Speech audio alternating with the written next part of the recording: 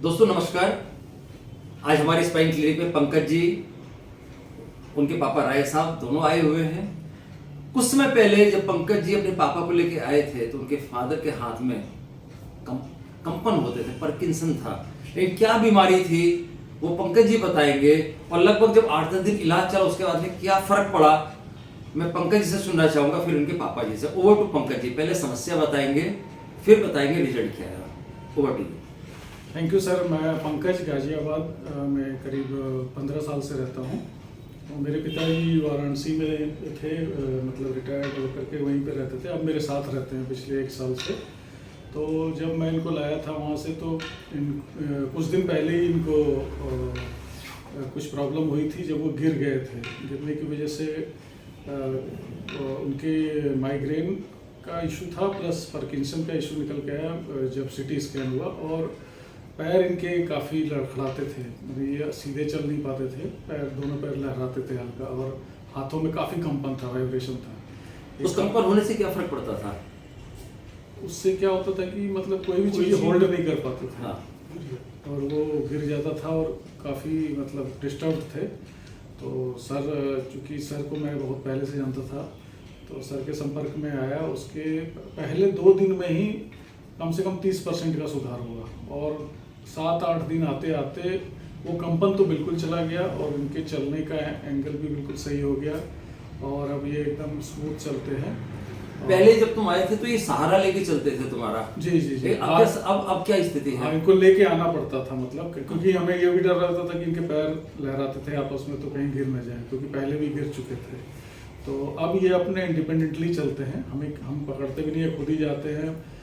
Lift से नीचे society में कम से कम 5000 to 7000 स्टेप्स वॉक भी करते हैं इंडिपेंडेंटली अब, और हमें कोई उसकी चिंता भी नहीं होती और खुद ही आ जाते हैं। जो चल नहीं पा रहे थे वो चलने लगे। क्या हम लोगों ने कोई दवाई दी थी उन 10 दिनों के ट्रीटमेंट के दौरान? कोई दवाई नहीं थी, ये तो बिल्कुल यहाँ ये चीज नोट करने की है, कोई दवाई नहीं दी गई थी। क्या जो हमने क्रियाएं कराई थी कोई बहुत कठिन थी क्या वो सब?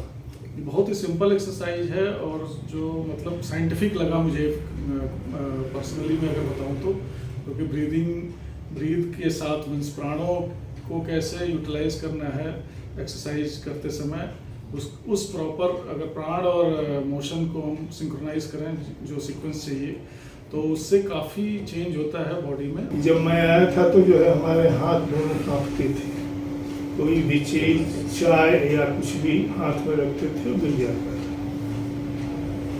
लेकिन यहाँ जो है थेरापी हुई, स्पॉन्डिलाइसिस की भी थेरापी हुई, और पीठ में एक दर्द रहता था, नसें सब डिस्टर्ब हो गई थी। तो यहाँ 10 दिन एक्सरसाइज कराने के बाद हम अब तक ठीक हैं। जो हमने क्रियाएं कराई क्या वो बहुत कठिन थी आपके हिसाब से, उम्र के हिसाब से? करना बहुत आसान है, नंबर 1। नंबर 2, आपको कोई दवाई दी हमने कोई अलग से? नहीं, अलग से दवाई कोई दवाई नहीं दी गई। मालिश होती थी। सबसे बड़ी चीज देखिए कि जो चल नहीं पा रहे थे, डॉक्टर बोला पार्किंसन है, हाथों में कंपन, पैरों में दिक्कत, कमर में दिक्कत, 10 दिन में सारी समस्याओं में आराम मिला, सिर से लेके पैरों तक।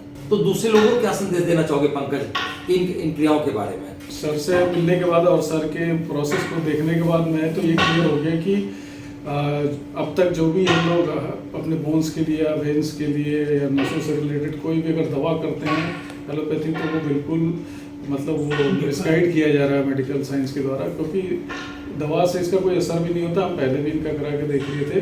ये केवल प्योरली टेक्निकल चीज़ है जो बिल्कुल फिजिकल जो प्रोसेस बताते हैं सर। दूसरा रिजल्ट तुरंत आते हैं, कई दिन बाद आते हैं? बहुत तुरंत आते हैं, पहले दिन से ही प्रोग्रेस शुरू हो जाता है, और विदिन 4 to 5 डेज तो बिल्कुल लगता ही नहीं कि वो प्रॉब्लम थी। तो इसमें मेडिसिन की बिल्कुल ज़रूरत नहीं है, सबसे बड़ी बात यह है। और हम सबको ये रिक्वेस्ट करेंगे कि इस टाइप का कोई भी अगर कोई प्रॉब्लम फेस कर रहा है अपने फिजिक से रिलेटेड, तो हर तरह का यहाँ पे इलाज संभव है। Thank you very much. आप लोग क्लिनिक में फीडबैक देने के लिए। Thank you sir. Thank you sir.